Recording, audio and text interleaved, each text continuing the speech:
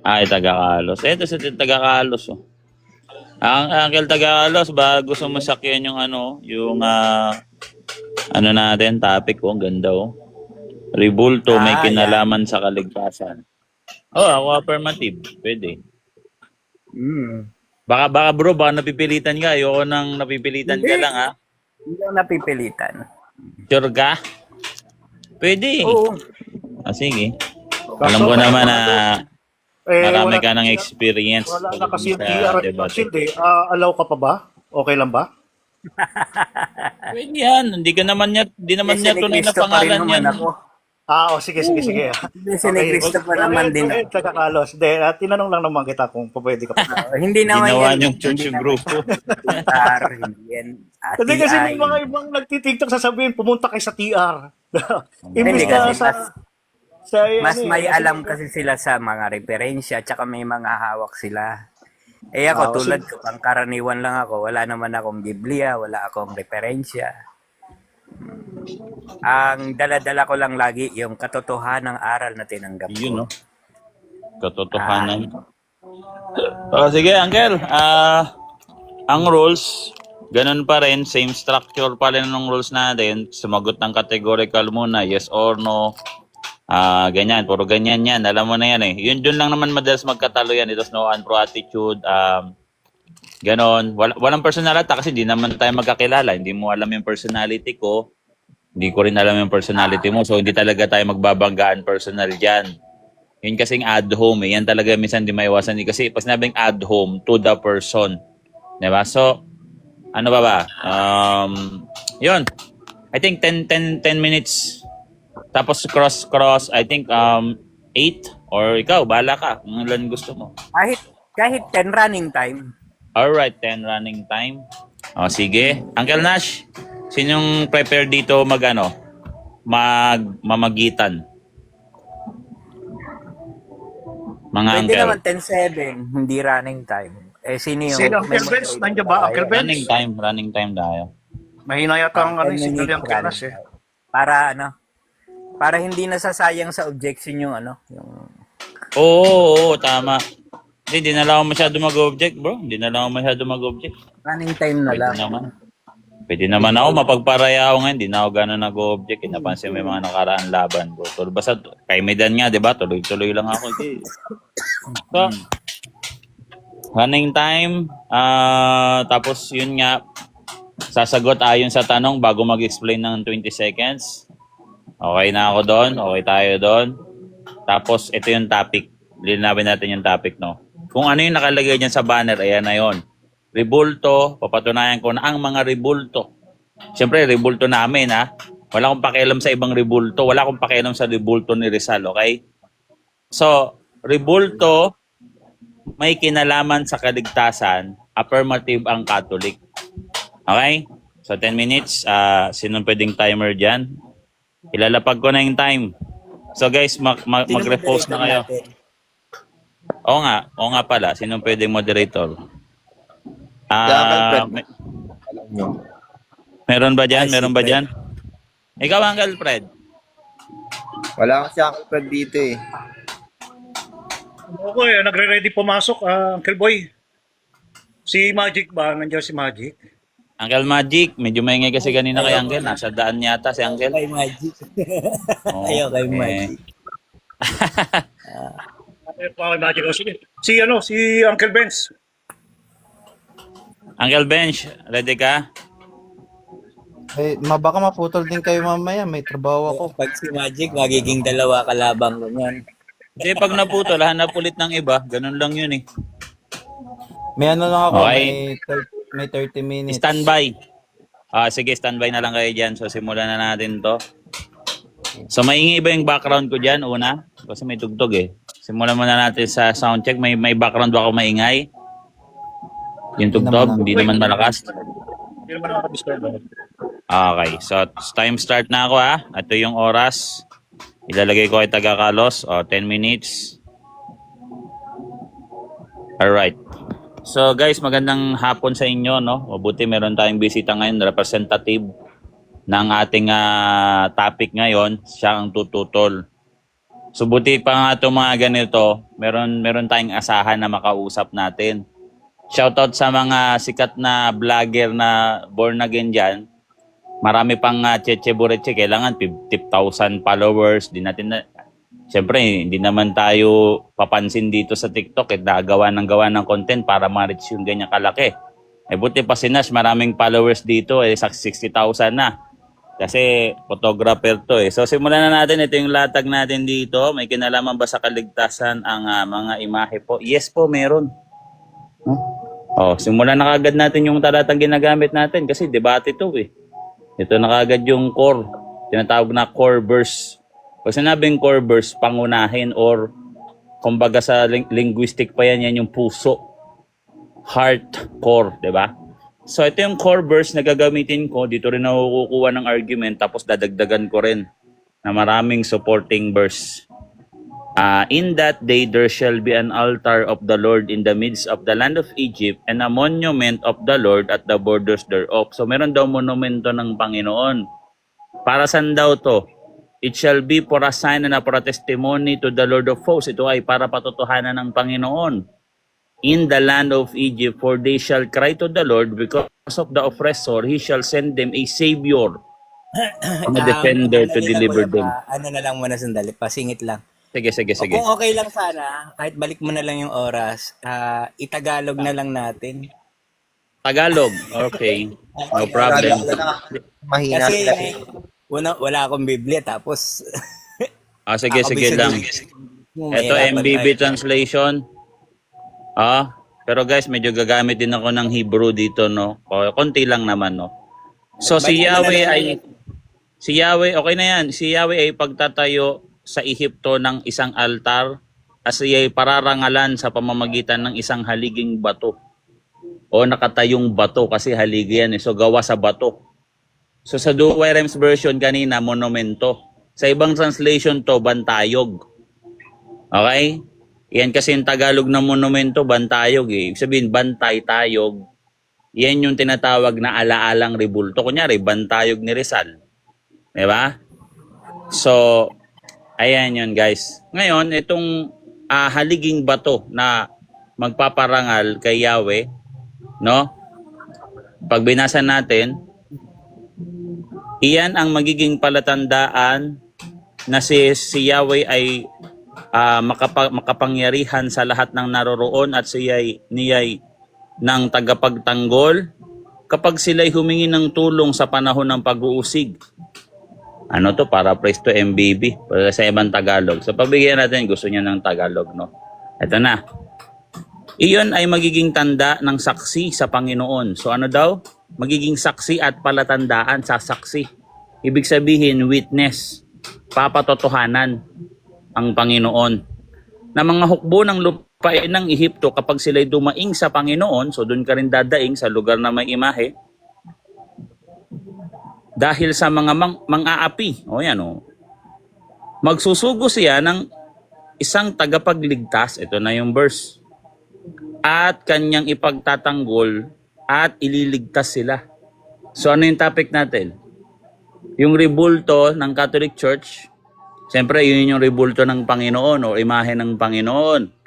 O yun yung haliging batong imahe bilang pagpaparangal sa Kanya.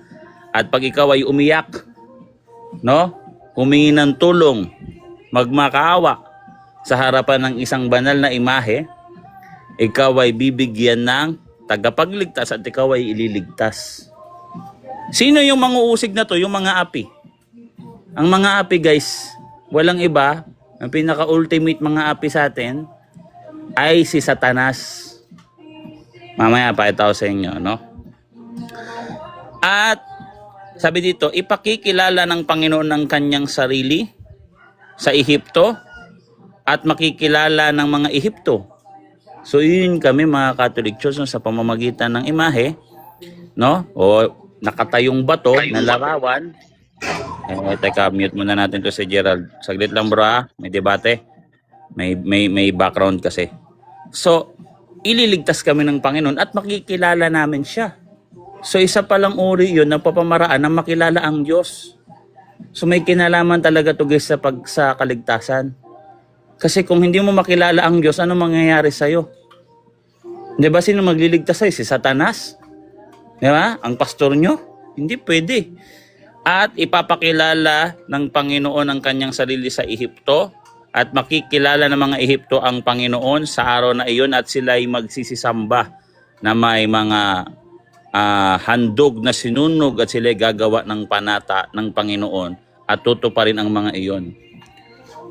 So, sa pamamagitan ng isang haliging batong larawan, no? Makakasamba sila sa Panginoon. 'Di ba? At ito yung paunang patikim sa eternal life. So papasok na tayo sa mas malalim na theology. Yung imahe ni Kristo na nasa simbahan, iyan yung tinatawag na heavenly imagery. Para ma-imagine mo yung kalangitan, yung kaligtasan, yung paraiso. Basahin natin ang Hebreo 8 talatang 5. Para saan ba yung sanctuaryo? Bakit may mga larawan doon? No, bakit may mga larawan? Pwede namang walang larawan. Kasi ninais ng Diyos na ipakita kung anong dadatnan natin sa buhay na walang hanggan, kalangitan. Ito yan, no? Sila'y naglilingkod sa anyo at anino ng makalangit na sanctuaryo.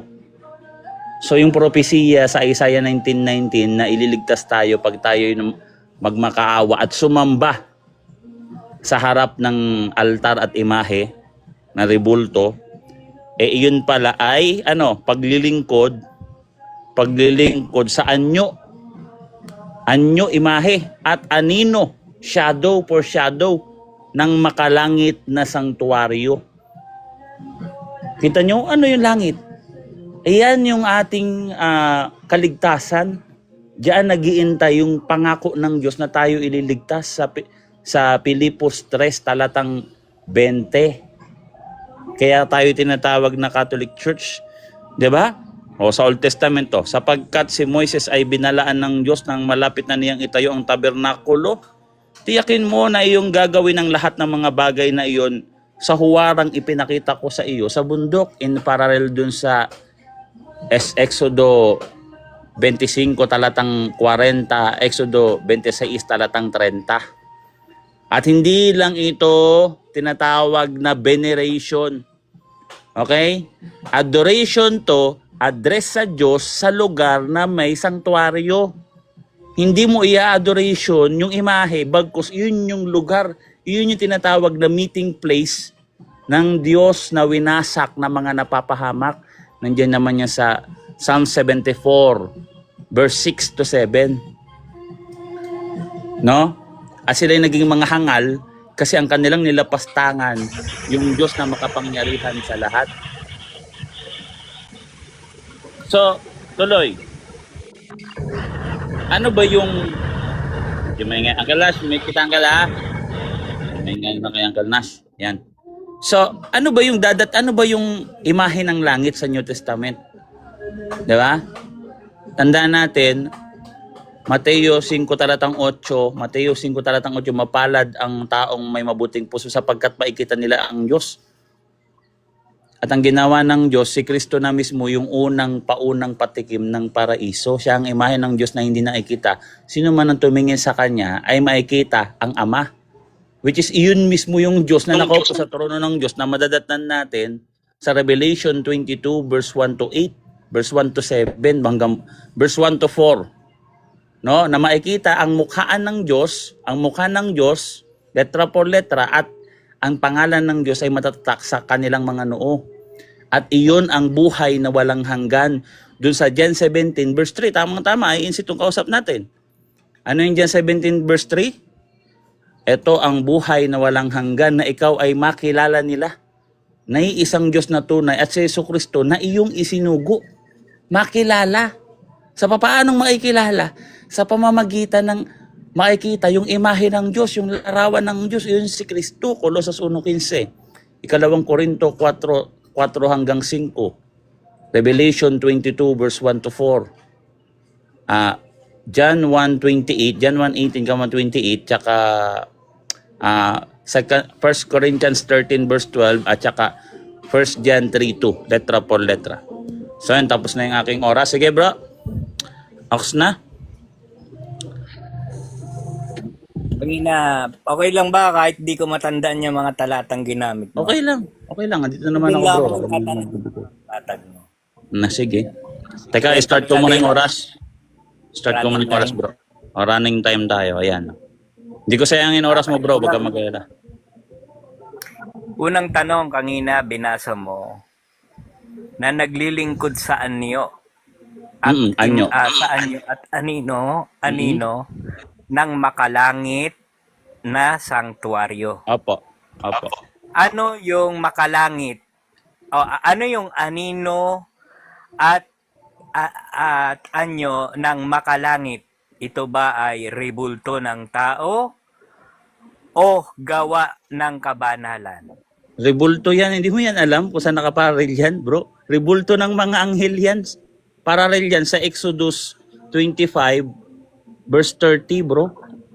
Ayan o, verse 40. O, tiyakin mo, gawin mo iyon ayon sa anyong huwaran ipinakita ko sa iyo sa bundok. Ano yan? Sa 19. Rebulto yan bro. Ano ka ba? Hindi pala alam yan. Ayan o, kerubin yan o. Question. Yun bang kabanalan? Ang anyo ba ng kabanalan ay ang kerubin? Yes, anyo Yes, rin sir. yung kabanalan yan. Mga tawag namin dyan, mga saints. Yes. Mababasa mo yan sa Sabi mo, letra por letra. Anyo yung rin sinabi ng ko? kabanalan ang kerubin. Mm-mm. Ang Hebrews anyo ba 9:5. ng kabanalan ng kerubin? May larawan ba o walang larawan? Meron nga, ito ginawa no. Oh. Gumawa ka ng isang kerubin sa isang dulo. O ano yan? Rebulto yan eh. Ano yan? Anyo na ipinakita sa langit. Ano yan? Doon sa Hebreo 8 talatang 5. Anyo at anino ng makalangit na sanktuaryo.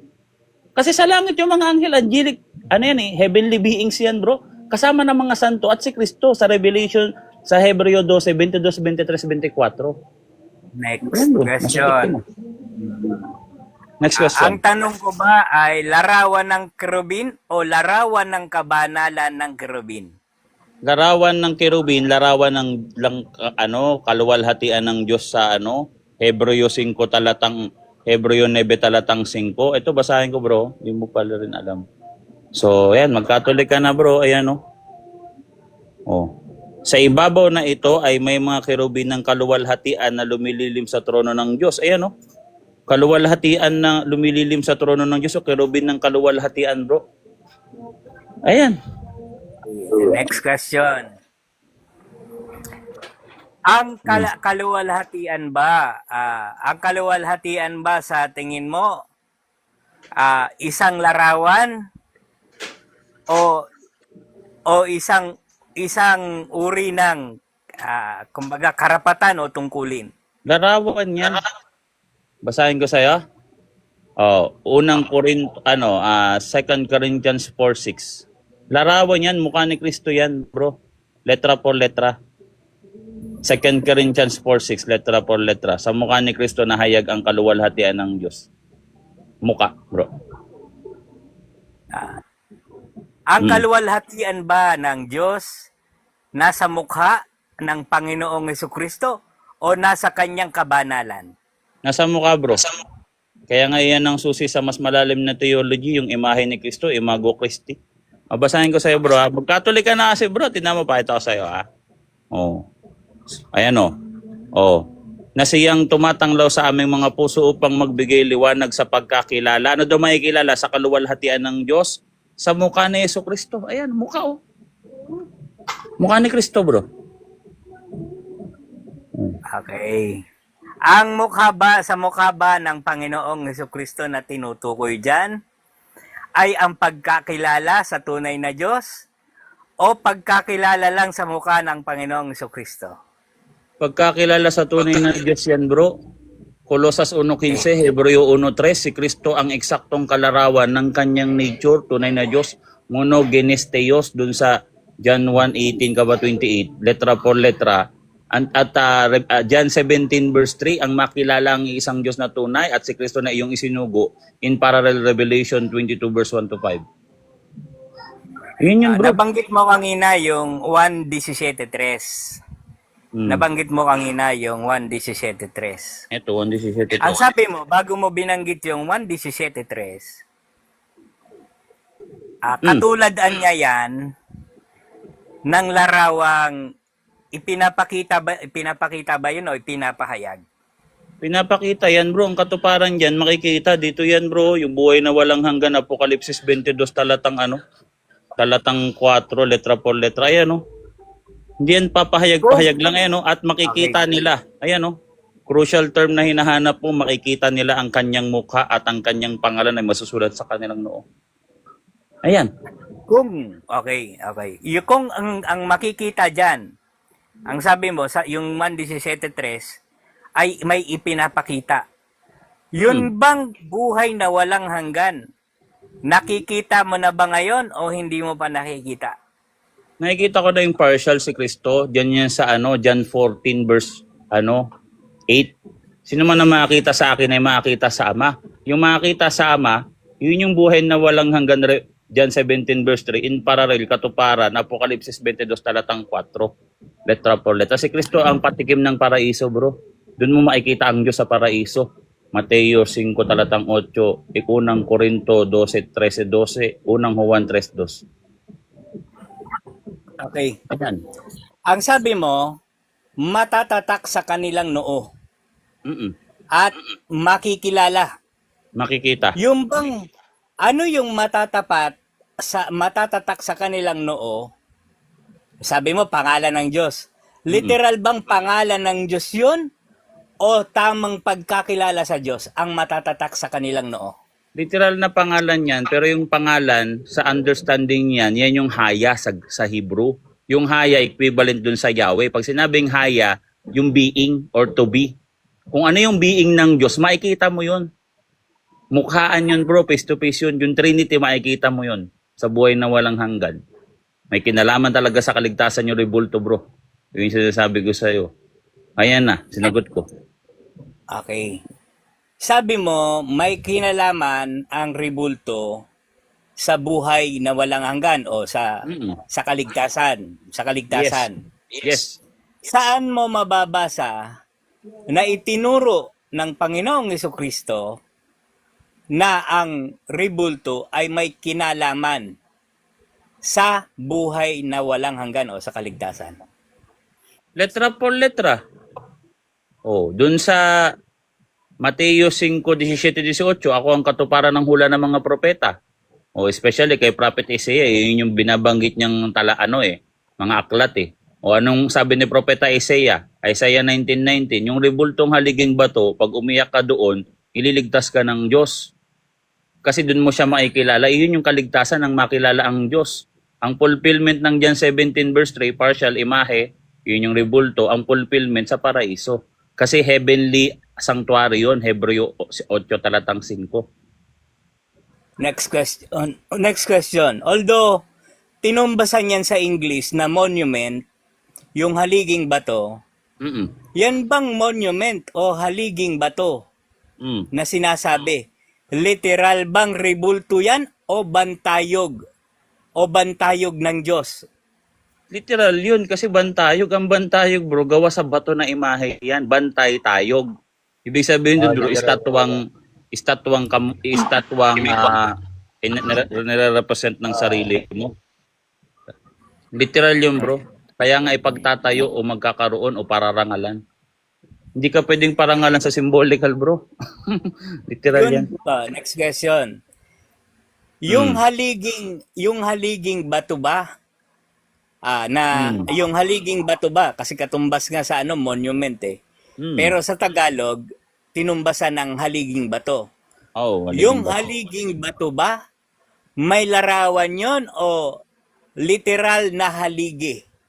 May larawan yun kasi sa Hebrew nun, matsiba, ibig sabihin memorial stone, alaalang bato, tapos standing image. Kung wari, dun sa Genesis 19:26, yung haliging asin, imahe ng asawa ni Lot yun.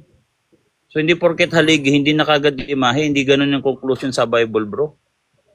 Kaya siya alaala, kasi imahe nga, alalahanin mo ba sa hindi imahe, bro? Paano mo maalala sa hindi imahe? Hindi mo siya maaalala sa hindi imahe, bro.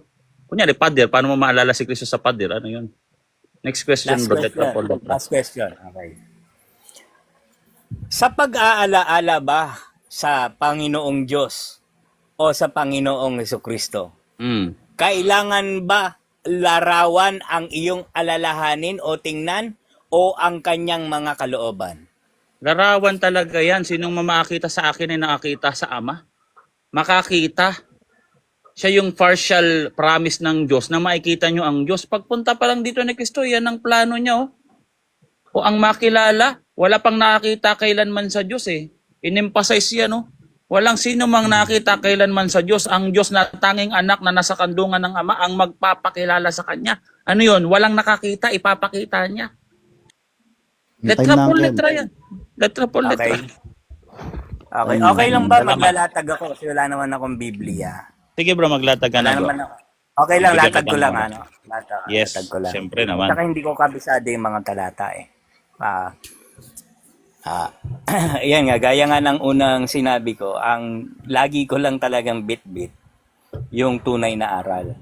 Ganito ko nauunawaan sa aral sa loob ng Iglesia ni Cristo, yung sinasabi na wala anyang nakakita sa Diyos kung hindi ang anak. At ang Panginoong Hesukristo may sinabi ran na ang nakakita sa akin ay nakakita sa Ama. Kagaya nung tinanong siya ni Felipe. Bakit hindi mo anya ipakita sa amin ang Diyos? Sabi ng Panginoong Hesukristo, nakita mo na ako. Matagal ko na kayong kasama. Nakita mo na ako. Kumbaga, ang sino mang nakakita nga sa Kanya ay nakakita sa Ama. Kung iyon ay literally natin, yung mga kaaway ng Panginoong Hesukristo na nakakita kay Kristo, kagaya ng mga Hudyo, Pariseo, at mga kaaway ng Panginoong Hesukristo ay lahat yun literal nakakita. Pero si Kristo ba kinilala nila kahit nakita nila? Hindi. Ano ba yung sinasabi doon sa Juan? Ang sabi, ang bugtong na anak na nasa kanyang ang nakakita sa Ama ay ang anak na nasa kanyang sinapupunan. At ipinakilala niya ito. Kung mapapansin ninyo, ipinakilala ang Panginoong Diyos. Hindi talaga literal na nakita. Kung hindi, ano ang nakikita ng Panginoong Hesukristo? Yung kanyang kalooban. Gaya ng dahil kasama na ni Felipe ang Panginoong Hesukristo ng matagal, kilala niya na ang Panginoong Hesukristo at dapat kilala niya na rin ang Diyos dahil matagal na nga silang magkasama. Hindi sa literal na pagkakita ng kumbaga naked eye. Hindi ganon. Kung hindi pagkakilala, ano ang katibayan na si Kristo lamang ang nakakita sa Panginoong Diyos na sinasabi niya ay nasa sinapupunan? Dahil nga, ipinakilala ng Panginoong Hesukristo ang mga kalooban ng ating Panginoong Diyos. Kaya yung sinasabi na ribulto na, yun daw ay may kinalaman sa kaligtasan, hindi bantayog yun na may anyo. Na inanyo na Panginoong Hesukristo. Paano natin masasabi? Dahil ang Panginoong Hesukristo, noong siya ay nangangaral at ang mga apostol, walang ribultong itinayo ang Panginoong Hesukristo maging ang mga apostol na dapat sambahin para sabihin ito ay may kinalaman sa kaligtasan. Kaya hindi makapagpapatunay na yung mga nabasa ay literal ngang ribulto. Kung hindi, makikita natin bantayog. Ano ba yung haligi? Pagka sinabing haligi, building Building yan Kaya ang haligi, doon ka mananalangin. Doon ka sa kapilya mananalangin o sa building na yon kasi yon inilagak sa kaluwalhatian ng Diyos. Doon mo makikita yung kaluwalhatian ng Diyos. Doon mo siya makakausap. Ano ba yung kaluwalhatian? Kasi ang kaluwalhatian kasi na tinatawag, gagaya halimbawa ng pagkakasabi ng Panginoong Hesukristo, Ama, ibigay mo sa akin, dumating na yung oras, ibigay mo sa akin ang kaluwalhatiang tinanggap mo. Tinanggap ko sa iyo bago mo pa likhain ang sanlibutan. Yun kasi yung takda o yung kahalala ng Panginoong Jesucristo. O pagkakilala o dapat kilalanin ang Panginoong Jesucristo bilang tagapagligtas. Bilang tagapagligtas, kaluwalhatian yun. Kasi, kumbaga, ikaw, binigyan ka ng karapatan ng isang presidente na tawagin kanyang kanang kamay. Isang malaking karangalan yon. Kaluwalhatian yun. Ganoon ang Panginoong Jesucristo, hindi pa man siya isinisilang, meron na siyang kaluwalhatian. Katulad din ng mga lingkod o tunay na Kristiyano na nakasulat sa aklat ng Pilipos ay sa aklat ng Epeso, na may kaluwalhatian na rin yung mga lingkod ng Diyos na mga Kristiyano na hindi pa man nililikha ang sanlibutan. Kaya yung kaluwalhatian na yan, tungkulin yan na paglilingkuran ang Diyos. Karangalan yan bilang maging alipin ng tunay na Diyos. Yan ang kaluwalhatian na yan. Ngayon, paano natin masasabi lalo na hindi talaga literal na mga ribulto yung mga ginamit na talata ni Kuya Boy Letra? Kasi pag binasa mo nandan doon sa Levitico, mahigpit na ipinagbabawal ng Diyos dahil siya ay mapanibuguin. Ano ang sabi niya? Huwag kang gagawa ng huwag kang gagawa ng anumang larawan sa harapan ko na inanyuan. Huwag mo silang luluhuran ni paglilingkuran man sila. Ibig sabihin, kapag kasasambahin mo ang Diyos, hindi ka harap sa anumang larawan. Na anuman klase ang anyo yan. Pogi man yan o maganda o anumang itsura niyan, artistic man yan o hindi siya basta, huwag kang gagawaan niya ng larawan sa harap ko. Yun ang sabi. Ibig sabihin, sa harap ng Diyos, siya lang ang sasambahin mo. Wala siyang imahe na doon mo padadaanin ang iyong mga pagsamba sa Kanya at paglilingkod. Ano pa ang sabi? Sambahin ang Panginoong Diyos sa Espiritu at katotohanan. Kapag kasi sinamba natin na sa larawan, ang iba minsan, kahit sa picture natin, ikaw ba ito? Mapabata man yan, matanda, maging, kumbaga, binata ka sa kapanahunan ng larawan mo, pwede kang hindi makilala.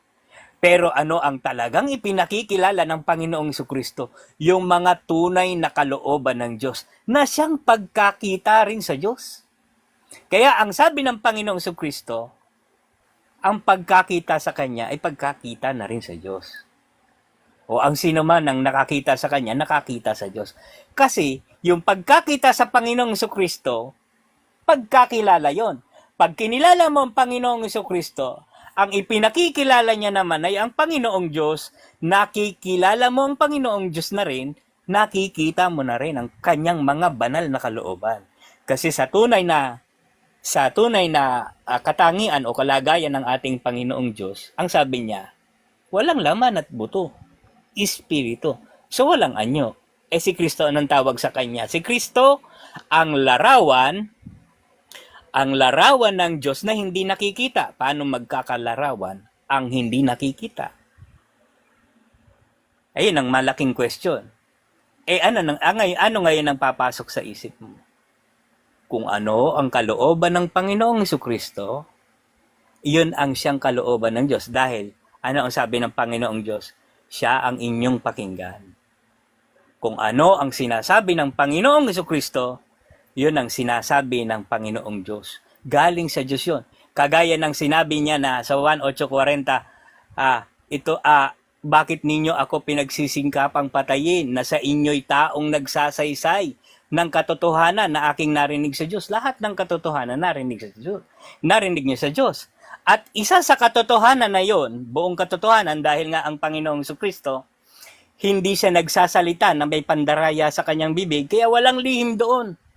Walang nalilihim nung sinabi niyang tao siyang nagsasaysay ng katotohanan at dapat sinabi niya, tao ako nagsasaysay na katotohanan at Diyos din. Pero nga, hindi nasumpong ang mandaraya ang bibig ng Panginoon Kristo. Kaya buong katotohanan na siya yung tao. Kaya sa Juan 17:3, ano sinabi niya?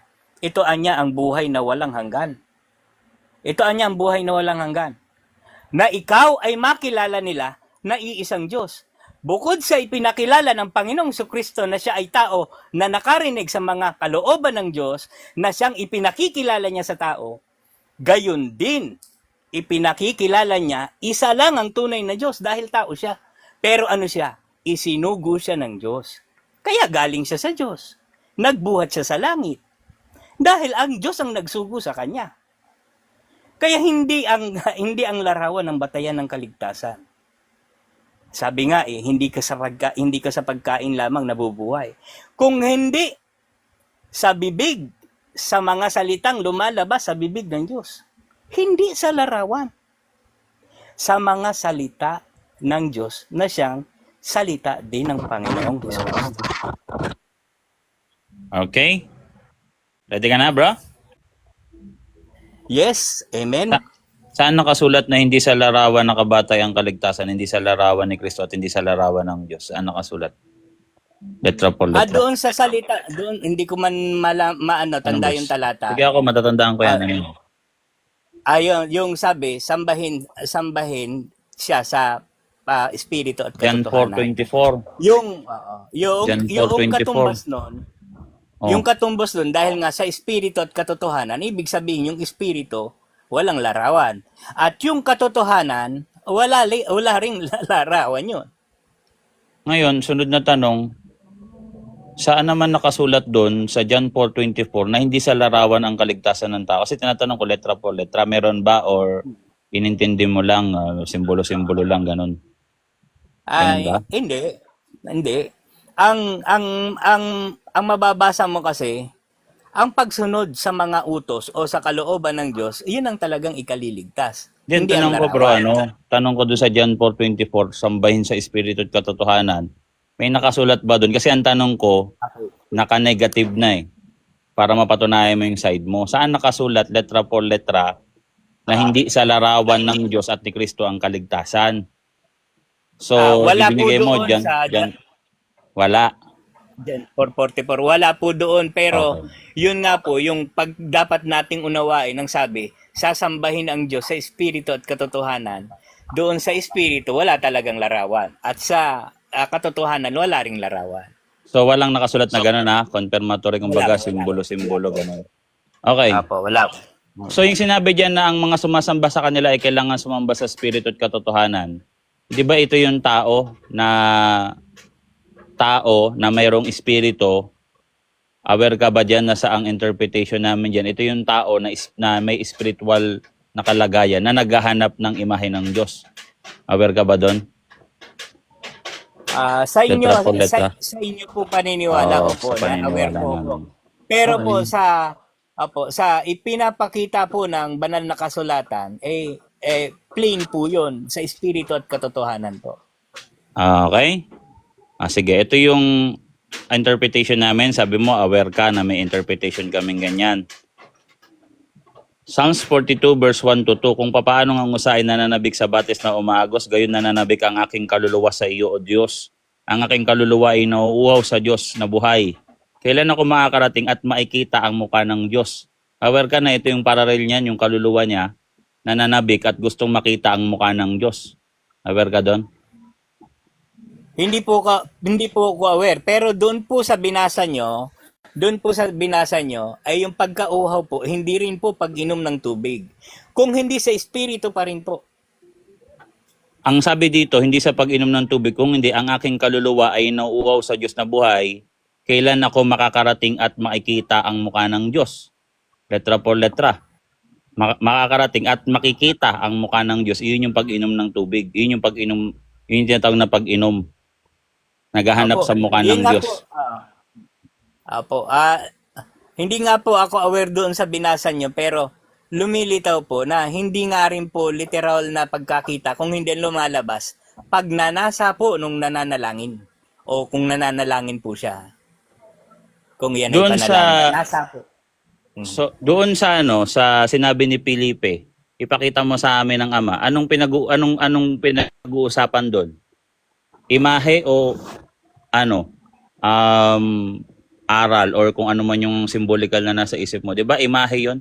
Ipakita mo sa amin ang Ama. Sino man na makakita sa akin ay makakita sa Ama. Imahe ba yung tinutukoy doon? Imahe? Yes or no? O maaari pong imahe. Yes. Ayun. Maaaring yes categorical. Yes, maaari pong imahe ang inihingi ni Felipe. Pero ang isinagot sa kanya ng Panginoong Hesukristo ay tungkol sa pagkakasama nila ng matagal na yung pagkakita nga po, ang ibig sabihin ay pagkakita na rin sa Diyos dahil yun ang kalooban ng Diyos, yung kanilang pagsama kay Kristo.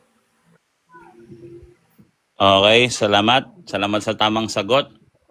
So ngayon, yung hindi pala nangangahulugan na pagkat sinabing espiritu ay wala ng imahe kasi ito, espiritu man ng Diyos at yung kanyang espiritu, naghahanap naman ng mukha ng Diyos. Aware ka na. May mabasa man pala, yes or no? Ay, hindi po. Hindi po ako sang-ayon doon. Kung awareness, aware po ako doon sa inyong aral. Pero sa pagiging sang-ayon, hindi po ako sang-ayon doon. Kasi nga po, yung pagtuturo po ng Panginoong Jesucristo na sasambahin ang Diyos sa espiritu at katotohanan, hindi po isinama yung imahe o literal na imahe. Yung mga anghel ba sumasamba sa espiritu at katotohanan pag sumasamba sila sa Diyos? Yung mga anghel. Opo, sumasamba sila sa espiritu. Kasi espiritu nga po ang Diyos. Tanong ko sa iyo, nakikita ba nila yung mukha ng Diyos pag sinasamba nila yung Diyos? Siguro nakikita nila kasi kapwa sila espiritu. O kaya hindi ko kasi hindi naman ako espiritu. Hindi ko naman masasagot 'yon. Ako na lang sasagot. Ito, Matthew 18 verse 10. Dito kita tatanungin patungkol sa mga pag-ingatan ninyong huwag hamakin ang isa sa mga maliliit na ito sapagkat sinasabi ko sa inyo ang mga anghel, ang kanilang mga anghel sa langit ay patuloy na nakikita ang mukha ng aking Ama sa langit. So yung mga anghel ba na nakikita nila yung mukha ng Diyos Ama sa langit at sinasamba nila yung Diyos, sinabi mo, nakakasamba ba sila sa espiritu at katotohanan? Yes or no? Yes, nakakasamba sila sa espiritu at katotohanan. Lalo na kung ang nakasulat diyan nakikita nila ng mukhaan ng Diyos. Pero sa atin po, hindi naman po tayo anghel po, hindi naman po anghel ang nagturo sa atin ng Panginoong Hesukristo At hindi po itinuro ng mga anghel na ganito ang mukha ng Diyos. Tanong. Ang Panginoong Hesukristo po ang nagturo sa atin. Ito tanong ko sa iyo. Ano ang regalo ng Diyos sa buhay na walang hanggan na hindi mo maukuha dito sa lupa? Ano yun? Kasi buhay tayo, kaligtasan tayo, may kinalaman sa kaligtasan. Ano yung reward sa langit na hindi mo makukuha dito sa lupa, sa langit lang? Ano yun? Yun po, may binabanggit doon na hindi ka namamatay, hindi ka masusugatan, makakasama mo ang Diyos, sabi, makikita mo ng mukhaan ng Diyos. Pagdating pa yun sa araw ng paghuhukom, kapag dating pa yun sa araw na ikaw ay naroon na sa bayang banal. Okay. So, ang buhay na walang hanggan ay makikita mo ang Diyos ng mukhaan at makakasama mo siya. Tama? Pagsamba Yes po, opo. Ayun ba ay pagsamba sa espiritu at katotohanan, yung makikita ang Diyos, may muka, nakikita face to face. Pagsamba ba sa espiritu at katotohanan yun, yes or no?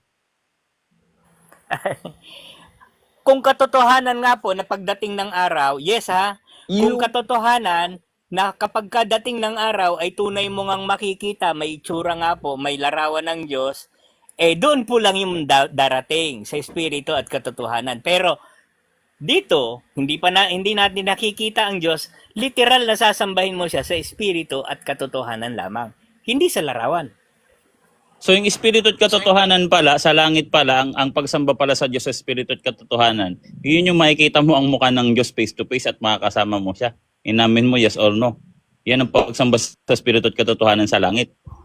Yes or no? Yes, hindi pa nga po yun nagaganap. Hindi pa nga po yan nagaganap. Kung ganun nga po ang maganap, literal na ganun, kasi hindi pa tayo pwedeng mag-speculate eh. Unang-una, narito tayo eh. Ang paglilingkod dito ang iniuutos na dapat sundin, hindi yung paglilingkod doon sa langit. Okay. Sabi mo, ang paglilingkod dito ang dapat masunod, hindi yung paglilingkod sa langit. Mateo 6 talatang 10, dumating nawa ang kaharian mo, masunod nawa ang kalooban mo. Kung papaanong sa langit, gayon din sa lupa, tanggap mo to. Kung papaanong sa langit, gayon din sa lupa, ang kalooban ng Diyos, tanggap mo. Dasal ni Kristo. Yes po. Na tinuro sa tao. Tanggap ko po yun, mga Oo. kalooban. Kung ano yung kalooban ng Diyos dito sa lupa, ganun din sa langit. Ang tinutukoy po kasi dyan, ay yung mga pagtupad dito natin. Halimbawa, pagsamba nga sa Diyos, na ipinatutupad dito. Ano ang kalooban ng Diyos? Patungkol sa kalooban. Sabi Hindi dito, po sa imahe. Aha. dumating nawa ang kaharian mo, masunod nawa ang kalooban mo. Kung papaanong sa langit, gayon din sa lupa. Tanggap mo yung pagsamba sa Espiritu at katotohanan. Kalooban ng Diyos, kung papaanong sa langit, gayon din sa lupa, tanggap mo. Yes, Yes, tanggap ko yan kung paanong ang kalooban ng Diyos dito sa lupa, ng Diyos sa langit, ganun din sa lupa. Ganun din sa lupa.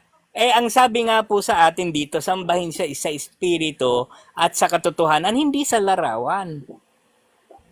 Hindi naman, wala naman po silang rebulto doon sa langit bakit po tayo magkakaroon ng rebulto dito sa lupa? Tanggap mo na yung mga imahe sa langit, inutos ng Diyos, gawa ng rebulto sa lupa. Tanggap mo yon. Hebreos 8 talatang 5. Tanggap mo. Pinagawa ng rebulto po pero hindi ho pinasasamba. Sa yung anghel, hindi ho pinasasamba. Kahit mismong anghel, hindi pinasasamba ng Diyos. Yun pa kayang rebulto? Basahin ko bro. Hebreos 8 talatang 5. Sabi dito, sila'y naglilingkod sa anyo, sa larawan at anino ng makalangit na sangtuaryo, sapagkat binalaan ng Diyos si Moises nang malapit ng ipagtayo ang tabernakulo, tiyakin mo iyon. Gagawin ang lahat ng mga bagay na yun ayon sa huwarang ipinakita sa iyo sa bundok. Di ba rebulto yung tinutukoy dyan? Rebulto ng anghel yan?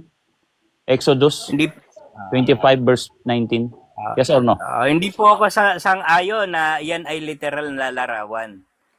Kasi pagka kasi si Kristo larawan ng ating Diyos si Kristo ba espiritu? Hindi naman.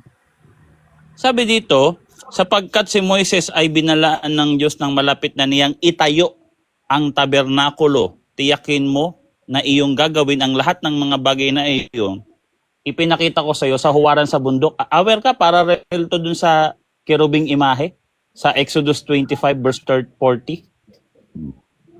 Yes, Yun yun? yung huwaran sa bundok, yung huwaran. May tutularan. Hindi po larawan. Mayroong tutularan, hindi larawan. Yung mga huwaran ang tutularan. Okay. Huwaran sa bundok. Exodus 25 verse 40. Tiyakin mong gawin ang mga iyon ayon sa anyong huwarang ipinakita ko sa iyo sa bundok. Ano yan? Di ba yan yung rebulto sa 19? Hindi naman utos sa rebulto sa 19. Exodus 25. Hindi po literal na larawan kasi nga ipinakitang huwaran. Pakita ko. Larawan. Hindi po. Huwaran po yung huwaran, hindi po ano. Huwaran. Yung pagiging huwaran po yung ipinakikita roon. Okay. Sa 19. Time na. Time na. Salamat. So, napakaganda ng discussion namin. I-play ko na yung time ko at para tuloy-tuloy tayo. Ito. Okay. Baka malimutan na naman natin. So, ayan. Time na. So, actually, ang ganda ng discussion na to. Dito nyo makikita ang lalim at ganda at katotohanan ng aral ng Catholic Church letra por letra pag kami na ipagdebate. Okay?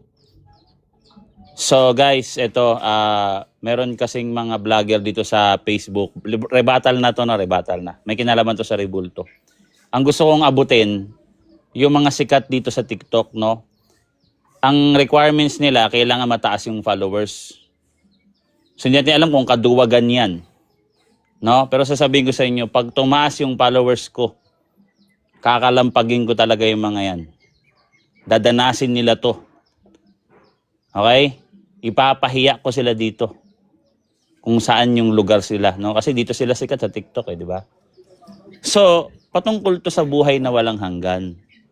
So, ito na nga, lumalabas na nga ang katotohanan na yung mga imahe namin may kinalaman sa buhay na walang hanggan. Kasi iyon ay imahe sa makalangit na sangtuwaryo. Okay? Imahe yan ng buhay na walang hanggan. Kung sa Old Testament, imahe ng kerubin pa lang, sa New Testament, imahe na ni Kristo ang imahe ng buhay na walang hanggan sa kalangitan. Yung kalangitan, iyan ang buhay na walang hanggan. Basahin natin ha. So, yung iba dyan, mga vlogger dyan, sinasabi nila, nandidiri sila sa imahe. Eh, dun kayo sa impyerno pumunta kasi yung imahe namin, makalangit na imahe to. Hindi, ayaw nyo pala sa langit eh, dun kayo sa impyerno. Diba? Dun si Satanas. O kasama nyo dun, walang imahe ni Kristo dun, ni presensya, ni anino, wala na dun yung Diyos eh. Diba? Mabasahin natin. Hebreo 8 talatang 5. Sila'y naglilingkod sa imahe at anyo ng makalangit na sanktuaryo. Pag sinabing sanktuaryo, mga banal na bagay na ginagamit sa pagsamba. Literal na rebulto to. Ano to? Ano, symbolical, ano, imagination yung Exodus 25? Exodus 26, imagination yan.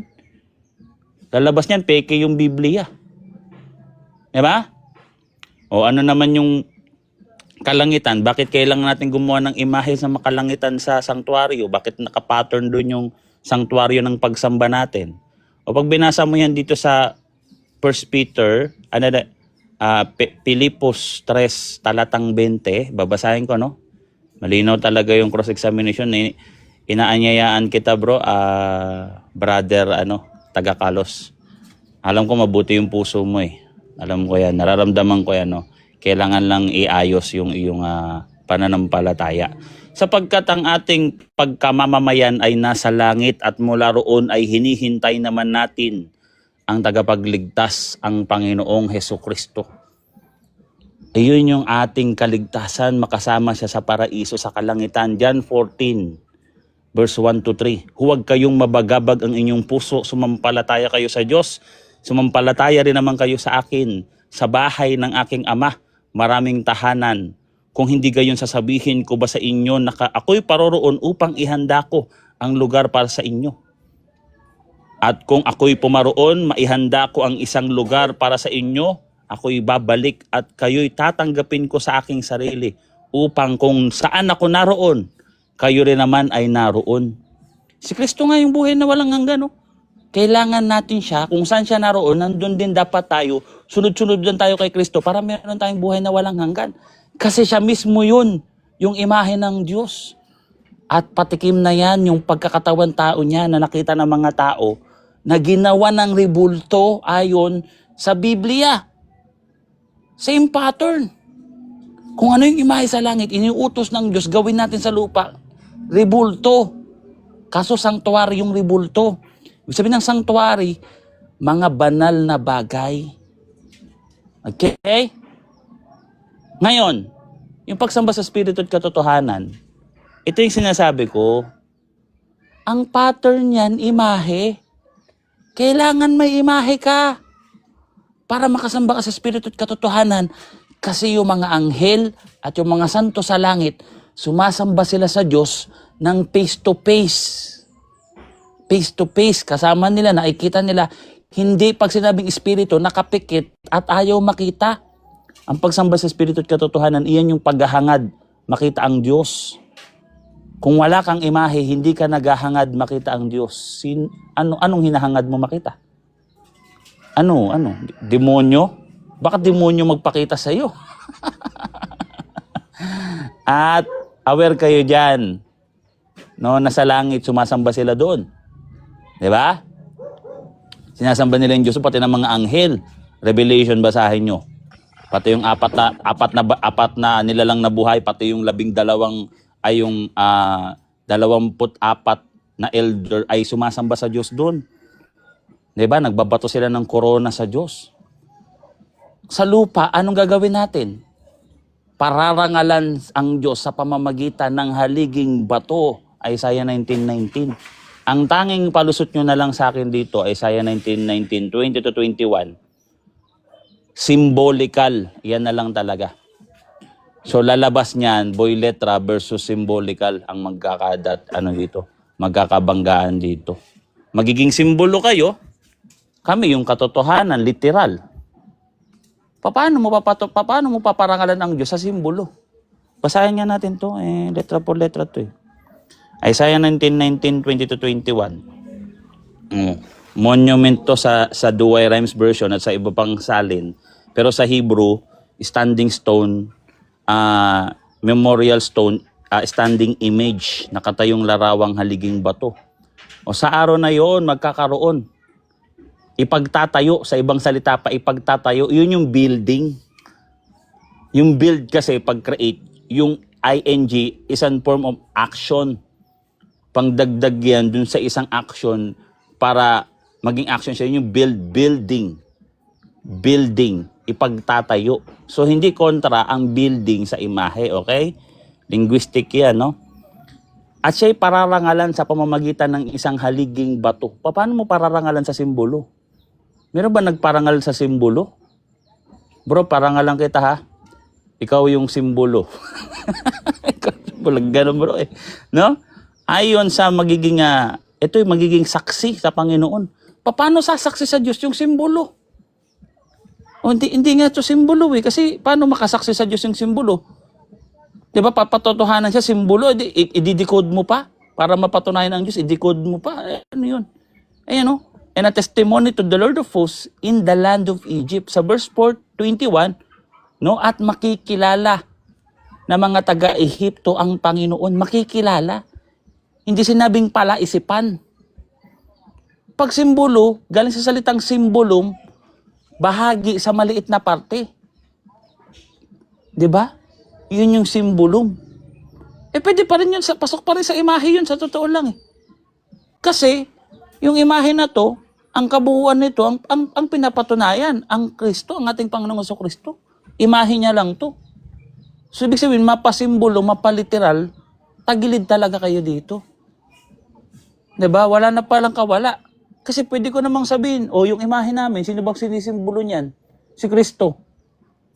Pwede rin bulto, hindi porket sinabing simbolo, hindi na literal na nahahawakan. Gets? Merong simbolo, hindi literal na nahahawakan, tawag naman doon, metaphor. Pero yung hindi porket simbolo, hindi na nahahawakan, hindi kagad nahahawakan kasi pag na yung simbolum, isang maliit na parte sa kabuuang parte, kumbaga siya yung pinakamahalagang parte, clue. Siya yung clue para makilala mo yung kabuuan. Di tama pa rin yung yung imahe namin kasi iconography yan. Meron yan ipinapahiwatig na mga mensahe sa pinapatunayan niya, which is si Kristo, yung krus, yung corona. 'Di ba? So again, no? Last 50 seconds. Hindi tayo titigil dito. So tulungan niyo ako, yung mga kaibigan kong Katoliko. Tulungan nyo kami dito, tulungan nyo yung mga grupo namin, pati yung mga iba, ipagkalat nyo yung video kasi naririndi na ako. No, gusto ko na rin talagang banggain yung mga sikat na dito. No, sila yung malakas maka-impluwensya. Hindi natin alam kung ilang tao ang naitatalikod nila kada araw sa mga kasinungalingan nila dito. Hindi ebanghelyo ang pinapangaral nila. Kasinungalingan, pagiging palabintang, yan, Revelation 12 verse 10. Si Satanas pinaparatangan ng iglesia araw-araw. Yun yung sinasabi ko. At yan ang manifestation ng mga protestanteng paganong palabintang. So time na. Okay na bro, ready na ako. Okay. Okay bro. Sabi mo, larawan, literal na, kumbaga, ribulto o larawan. Ngayon, eto. Noong kinuha yung larawan ni Kristo na ang modelo ay sabi natin si Leonardo DiCaprio, Tunay bang larawan ni Kristo yon o hindi tunay na larawan ni Kristo? Tunay na larawan ni Kristo kasi yung modelo, kailangan kamukha ni Kristo yan. Hindi pwedeng kukuha ng modelo nang hindi kamukha ni Kristo. Kunyari sa isang movie, yung artista, kahawig na ni Kristo yan, yung mga primary na itsura, bukod doon may make-upan pa yan na magmukha talagang Kristo yan. So, sila ang mag-a-adjust, hindi ang Kristo. Yun yung sagot doon, bro. Next question. Nung kinuha yung larawan ni Kristo, kaninong larawan yon? Kay Leonardo DiCaprio o kay Kristo? Kay Kristo. Sinabi mo nga kung kinuha ang larawan ni Kristo, kaninong larawan? Kay Kristo. Kumukuha lang ng modelo, pero yung modelo mag-a-adjust yan. Kailangan kukuha ang modelo ng haayon sa detalye ng itsura ni Kristo, which is yun yung nagkatawang taong Kristo na nakita namin. Yun yun, bro. Ibig mong sabihin, kung si Leonardo DiCaprio naging tunay na larawan ni Kristo, pwede rin palang maging tunay na larawan si Kristo si Jordan, Hindi. si Michael Kasi Jordan. hindi. Hindi. Sasagot na ako, bro? Hindi, bro. 20 seconds. Sige bro. Kasi nga, kailangan ang mag-a-adjust yung modelo. Hindi pwedeng kukuha ng modelo na kamukha ni Felix Manalo kasi hindi nga magkamukha. Kunyari ako, mukha kong Hudyo. Okay? Kahawig ko si Kristo ayon sa mga Kristiyanong nakakita. Pwede yon, pero bukod doon, kailangan ko pang lagyan ng koronang tinik. Kailangan, yung itsura ko, nakapako sa krus. Ganon dapat yung itsura, bro. Hindi pwedeng kamukha ni Jordan, bro. Kahit si Michael Jackson, alanganin eh. Mapango yun eh, pinalit yung ilong niya. Yun yun, bro. Sa makatwid, wala kayong larawan na kasing itim ni si Kristo, walang larawan na kasing itim ni Jordan. Ibig mo ba sabihin ganon? Wala, kasi yung Black Nazarene, naliyaban yun, bro. Hindi mo pala alam yung istorya nun. Hindi yun talaga kulay itim, bro. Naliyaban yun, lumitaw yung kulay ng puno ng materyales. So materyales yung nagbatay ng kulay doon. Same scenario sa anghel sa Old Testament, ang materyales ginto. So yung ginto, yun yung kulay ng anghel, pero hindi kulay ginto ang tunay na anghel. Pero valid yun, kasi Diyos ang nag-utos nun. Ganun yun, bro. Letra por letra yan. Sa makatwid, Yan. ang kinunan nyo ng larawan ay yung kahoy. Hindi doon sa pagkakaitim ng Nazareno, ang kinunan nyo na ng larawan ay yung kahoy, hindi na ang larawan ni Kristo. Si Kristo, kasi wala namang kahoy na tutubo kamukha ni Kristo. Uukitin yun, bro, uukitin. Ngayon, nung inukit yun, kinulayan yun, nagkaroon nga ng sunog, naliyaban siya. So, nung naliyaban siya, tanda yon na itong imahe na to, hindi to nasira dahil kaloob ng Diyos na hindi siya masira. So, hindi na binago yung kulay. Kasi nga may story na behind that at kailangan yun i-preserve. Kasi si Kristo ang katotohanan. Nananatili kami sa katotohanan at niyayakap namin ang katotohanan. At yun ang buhay na walang hanggan si Kristo. John 14 verse 5 to 6, letra por letra. Kanina, yung larawan kinuha natin kay Leonardo DiCaprio. Ngayon, ito namang kahoy na itim, inukitan ng Kristo. Yun bang yung kahoy na itim, yun ba ay larawan din ni tunay bang larawan iyon ni Kristo yung kahoy? Oh, kasi inukit yun, hindi yun kahoy na hindi inukit. Walang kahoy na puno, tutubo ganun itsura, bro. Kailangan mo yun ukitin para magkaroon ng anyo. O ngayon, punta tayo sa artista. Ito, artista. Oh. Ito yung tunay na mukha ng artista. Nag-adjust siya. Kinopya niya yung mukha ni Kristo. Hindi pwede yung kami mag-adjust. Yung modelo yung mag-a-adjust. Gets mo? Ngayon yung kahoy, pag tumubo, puno, uukitin mo. Hindi yung kahoy i-display mo doon sa simbahan, bro. Mali yun, bro. Gets mo, Sa bro? makatwid. Next question. Next question. Sa makatwid, kahit hindi pala tunay na mukha ni Kristo, ilalagay lang natin yung inaakala nating mukha ni Kristo ay magiging tunay na mukha na ni Kristo yon.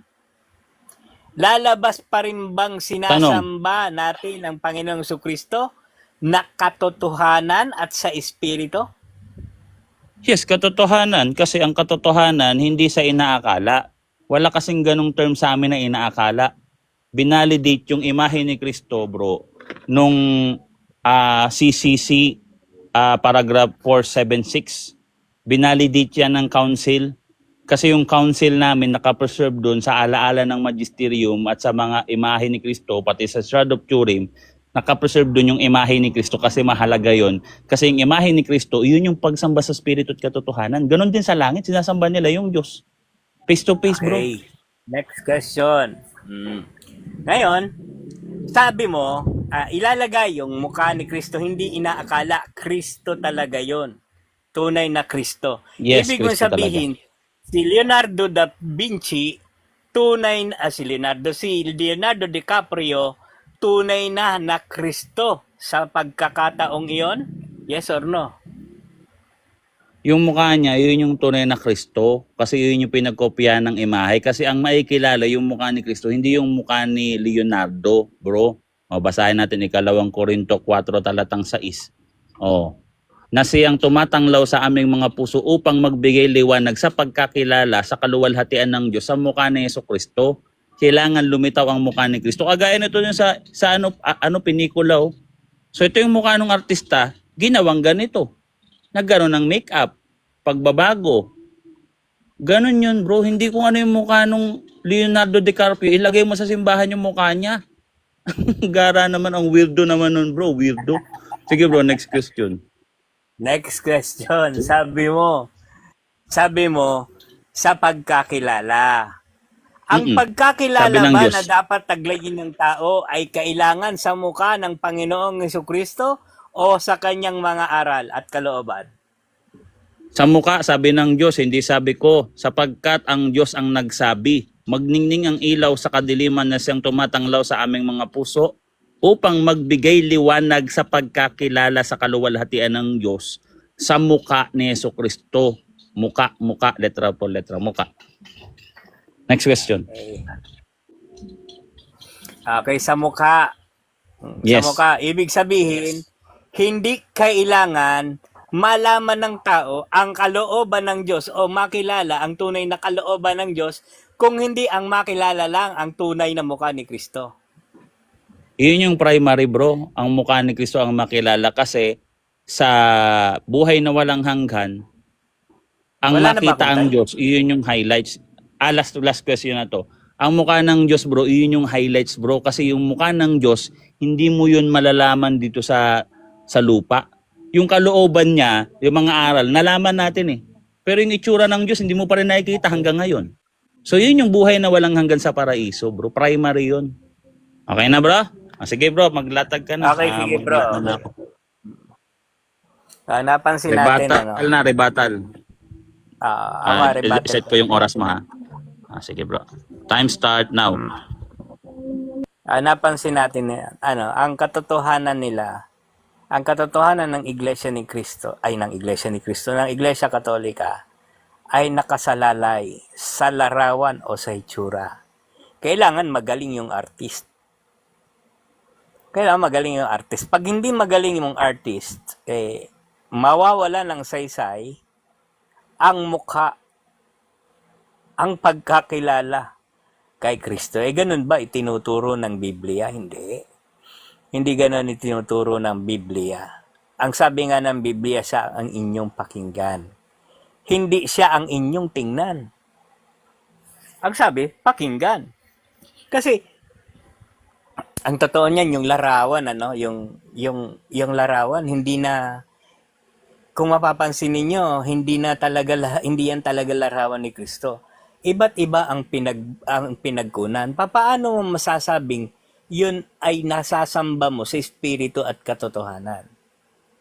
Hindi mo nasasamba sa Espiritu at katotohanan yon. Nasasamba mo ang Diyos sa larawan. Ang Diyos ba may larawan? Wala namang larawan ng Diyos. Ang sinabi ni Kristo doon kay Felipe, matagal nyo na akong kasama. Hanggang ngayon, hindi niya pa ako nakikilala. Ang sino mang makakita sa akin ay nakakita sa Ama. Ibig sabihin, hindi nakasalalay sa itsura niya, sa pagkakilala ng ng kalooban ng Diyos. Hindi sa kanyang itsura. Dahil, ibig sabihin, pambihira naman. Ito, tama yung sinabi ni Boy Letra. Mabuti raw ang aking puso. Ako, hindi naman sa akin ang galing yan, kundi kay Boy Letra. Ang totoo, kaya siguro niya nasabi, nakita niya na wala akong ibang ninanais kung hindi ang makasama ko kayo sa mga tunay na paglilingkod sa Diyos. Yun ang pinakahangad ko. Kaya ako man, makapagsasalita man ako ng tila masakit sa inyo, sa inyo, mga naririto na mga iglesia, na kaanib sa Iglesia Katolika, hindi ko yun sasabihin dahil gusto ko kayong masaktan. Kung hindi, gusto ko kayong makasama sa tunay na paglilingkod sa Diyos. Paano ba dapat paglingkuran ng Diyos?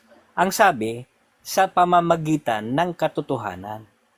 At yung katotohanan na yon nanggagaling sa mismong bibig ng Diyos at sa ating Panginoong Hesukristo.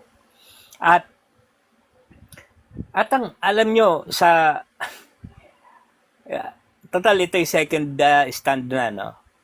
Ang Panginoong Hesukristo, merong binabanggit doon sa 1:44. Ang sabi doon, walang katotohanan sa kanila. Kapag sila nagsasalita ng kasinungalingan, nagsasalita sila ng kanilang ganang sarili. Ang sabi naman doon sa ibang talata, makikilalaan niya ang sugo ng Diyos o yung kanyang mangangaral kapag ka nagsasalita siya ng salita ng Diyos. Paano natin mapapatunayan yung nagsasalita ng kasinungalingan?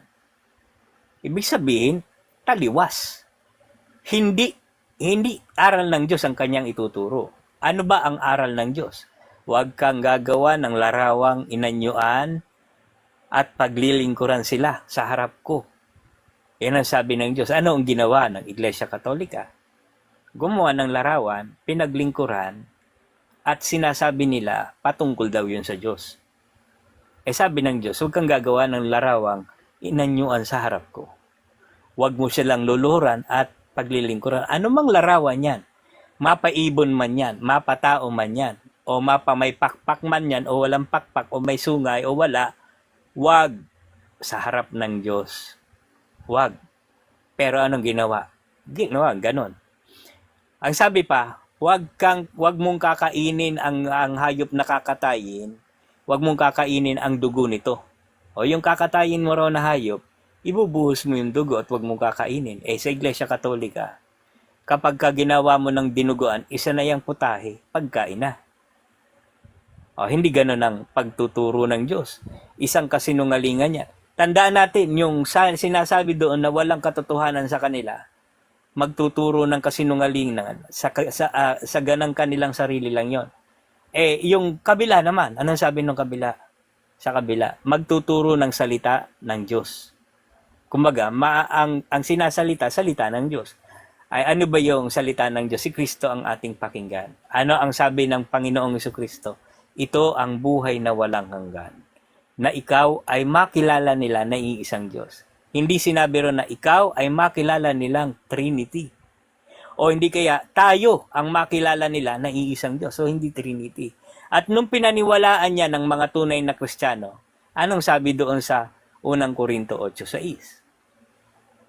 Bagamat maraming tinatawag na Diyos. Yung alam nyo, yung maraming tinatawag na Diyos, kagaya halimbawa sa Iglesia Katolika na meron silang Kristo na ang tawag, Jesus Nazareno.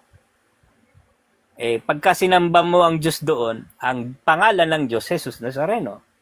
Kapag ka sinamba mo naman yung ibang Kristo na binabanggit, na may ibang pangalan ng Kristo, ang sinasamba mo, ibang Diyos na naman, pero Diyos pa rin. Pero ibang pangalan. Sabi, bagamat maraming tinatawag ng mga Diyos, kasi si Jose Rizal, tinawag din ng mga Diyos. Ngunit sa ganang atin, may isang Diyos lamang. Hindi sinabing, ngunit sa ganang atin, may isang Diyos lamang, ang Trinity, hindi ang Ama. Maliwanag na hindi Trinity. Iyon, lumalabas na kasinungalingan. Iyon daw ang ibig ng kanilang amang dyablo. Hindi ko yan binabanggit para kayo saktan. Para ipakita sa inyo na yung mga ngaral ay dapat magtuturo ng salita ng Diyos. Ayun ang sinasalita niya. Pagka hindi na salita ng Diyos, kagaya niyan, Trinity, ang sabi ng nasa banal na kasulatan, may isang Diyos lamang, ang Ama, hindi Trinity. Hindi rin sinabi na ang anak. Ang sabi ng Panginoong Jesucristo, sambahin ang Diyos sa Espiritu at katotohanan. Sambahin ang ngalan mo. Hindi larawan. Kaya nahihiwalay tayo doon sa katotohanan, napupunta tayo doon sa sinasabi ng Panginoong Jesucristo na tulad ng mga kaaway niyang Hudyo, sila'y sa kanilang amang dyablo. Sana suriin nating mabuti. Hindi ipinasasamba o hindi pinapagawa ng Diyos. Bagkos mapanibughuin pa daw siya. Hindi gagawa ang Diyos ng bagay na ipaninibugho niya. Hindi siya mag-uutos dahil nga labag yun Ilalabas niyan tulad tayo ng babae, ang Diyos tulad ng isang babae na pabago-bago ang isip. Hindi mo tatawag na Diyos yun kapag pabago-bago ang isip. Sana makita natin na yung kalooban ng Diyos na sundin natin ang Panginoong Jesucristo. Ano ba yung susundin natin sa Panginoong Jesucristo? Sambahin natin ng Diyos sa Espiritu at sa katotohanan. Sambahin natin ang pangalan ng Diyos. Sambahin natin yung mga bagay na kapag ka nakikita natin, ang Diyos ang gumawa, kilalanin natin ang Diyos. Dahil yun ang kalooban niya. Ang Diyos ang dapat nating kilalanin sa mga bagay na lahat na kanyang nilikha. Kapag nakita natin ng bituin, ang Diyos ang gumawa niyan. Ang buwan, ang Diyos ang gumawa niyan. Tayo, pag nakita natin tayo, ang mga sarili natin, nilikha tayo ng Diyos. Hindi sa larawan. Ganun natin dapat aalalahanin ng Diyos sa kanyang mga bagay na nilikha. Hindi doon sa larawang nilikha ng tao. Para sana makita nyo yung mga buong katotohanan na yan. Sambahin ninyo ang Diyos, hindi sa larawan, kung hindi sa katotohanan. Ayan, okay na yan siguro. Alright, so meron ka pang 40 seconds, bro. Okay na yan, bro. Alright, i-renew natin ang 10 minutes ulit. Teka. Countdown, 10 minutes. Okay, start na ako, bro, no? So, Sige, bro. ito bang imahe ni Dennis Trillo, kamukhang kabuka ba niya si Felix Manalo, bro? Detalyado Hindi, bro. kamukhang kamuka. Hindi. So, lalabas niyan, bro, nangangaral kayo ng ibang Felix Manalo. Ganun, kasi hindi pala kamukhang kamuka. Oo, pwede kahit hindi kamukhang kamuka, pero si Felix Hindi Manalo. kami hindi niya, kasi si Dennis Trillo yan, hindi sa kapatid na Felix Manalo. Ginanapan niya lang. Yung pagiging Felix Manalo sa isang pelikula. Pero So, hindi na wala, lipas na yung tunay na pangyayari, bro. So, okay pala yun, bro, na hindi pala masama na gagampanan nang hindi naman talaga siya kasi gaganap na lang kasi patay na nga si Felix Manalo. Si Jesus Christ naman nasa langit na. So, okay pala yun na gagampanan ng isang artista yung si Felix Manalo. Kahit hindi niya kamukhang kamukha, okay lang yan. Oo, okay lang yun kasi hindi Okay. sasambahin Hindi naman Alright. sasambahin dyan ang Diyos Oo. Yan ay isang reenactment lang. Reenactment. Sabi niya, sinakulo, no? So, si Kristo ba sinasamba nyo? Yes, sinasamba namin ang Panginoong Jesucristo. Diyos ba siya? Pero sinasamba namin ang Panginoong Jesucristo sa ikaluluwalhati ng Diyos. Diyos ba si Kristo? Hindi Diyos si Kristo, tao siya. Bakit nyo sinasamba ang hindi Diyos? Utos ng Diyos na sambahin ang Panginoong Jesucristo kasi sabi nga doon sa Colosas 8:6, may isang Diyos, di ba? At Yes. may isang Panginoon. Ang Panginoong Jesucristo ginawang Panginoon ng Diyos Okay. sa ikaluluwalhati niya. Pilipos 2:11. So, ginawang Panginoon si Kristo, ang verse niyan, di ba, sa Acts 2:36 to 37, tama? Acts 2:36 to 36. 37. Ginawa siyang Panginoon. Anong klaseng Panginoon? Panginoon ng mga Panginoon o Panginoon lang? Panginoon ng mga Panginoon. Ibig Yun. sabihin, yung mga Panginoon ng mga Panginoon, kung mayroong mga Panginoon, si Kristo lang ang nag-iisang dapat kilalaning Panginoon. Di ba yung Panginoon ng mga Panginoon sa Deuteronomy 10:17, Diyos yun? Diyos yun, di ba? Panginoon ng mga Panginoon. Deuteronomy 10:17. Yes, Yung Panginoon Diyos ng mga yun. Panginoon, Diyos yun, tama. Panginoon Diyos yan. So titulo ng Diyos yun, aware ka, yung Panginoon ng mga Panginoon na titulo ni Kristo, aware ka. Aware ako, pero hindi Yun. titulo ng Diyos yung pagka-Panginoon ng Panginoong Kristo. Yung titulo ng Diyos, Panginoon siya, titulo niya yon dahil walang nagbigay sa kanya noon. Kaya siya yung talagang legitimate. Si Kristo may pinanggalingan ng kanyang pagka-Panginoon galing sa Panginoong Diyos. At nag-iisa lang siya noon. Ano yung kinote doon ni Peter, doon sa 2 Peter 2:36 to 37? Ano yung kinote niya sa Old Testament? Aware ka? Yung ginawang Panginoon, ang Panginoong Oo, Kristo. ano yung kinote niya? Ano yung verse, yung kinote niya sa Old Testament or parallel sa Old Testament? Alam mo? Hindi ko alam yun. Hindi ko alam. Alright, sige. Move on muna tayo sa ibang paksa. Sabi nyo, yung dugo sa Levitico, tama? Levitico 17, 10:11, bawal kainin. Tama? Yun ba yung binili mong verse? Itong bawal kainin sa Levitico 17, 10 hanggang 11, anong ginawa nyo sa dugo? Nung hindi nyo kinain, anong ginawa nyo batay sa Levitico 17, talatang 10:11? Sabi diyan sa talata, ibuhos. Ibuhos sa lupa, tabunan ng lupa. Ayun ang payo diyan.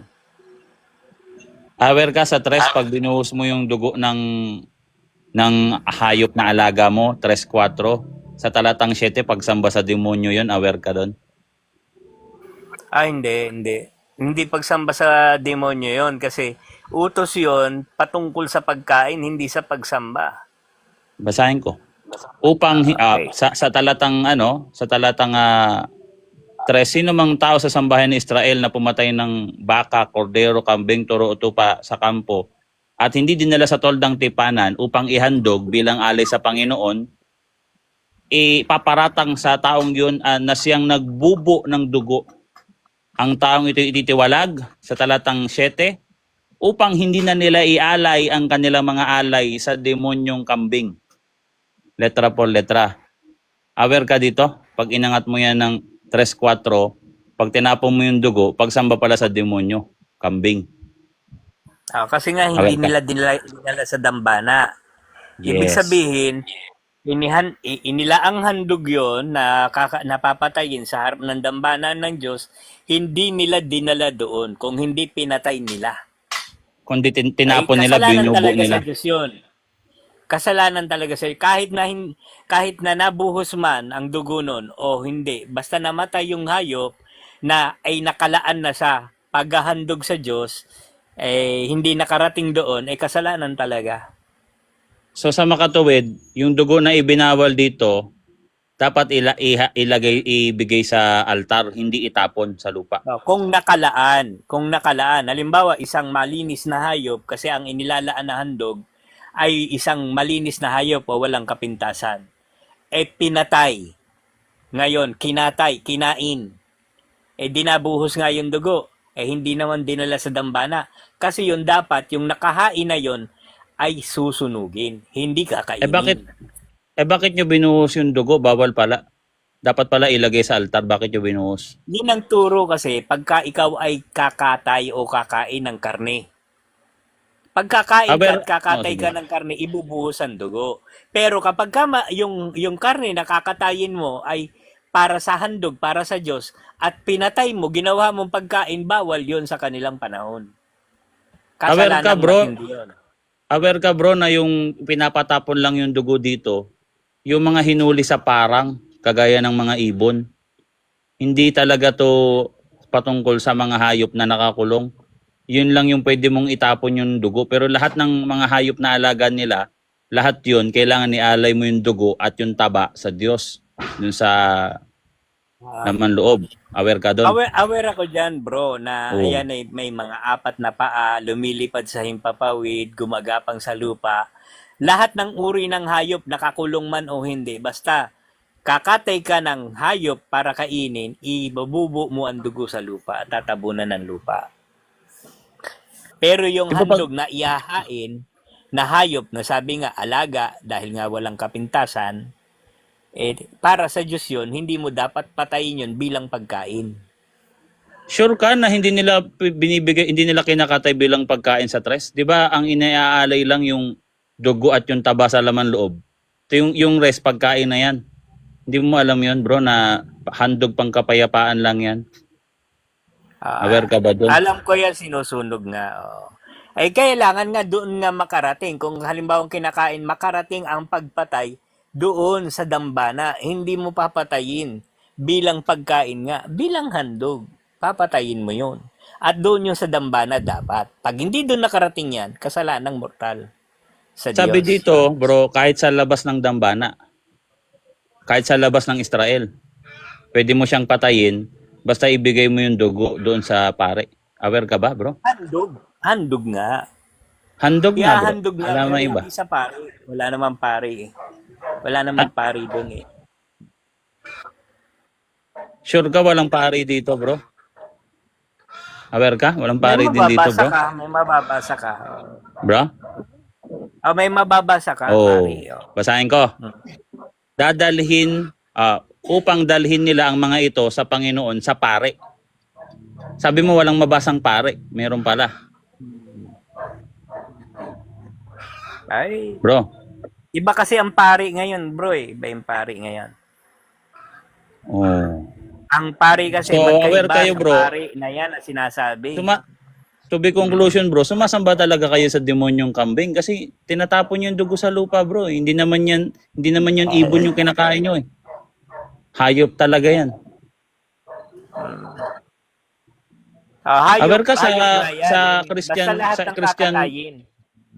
Christian interpretation, aware ka, kain na yung dugo dito, ayon kay Kristo, kainin yung aking dugo.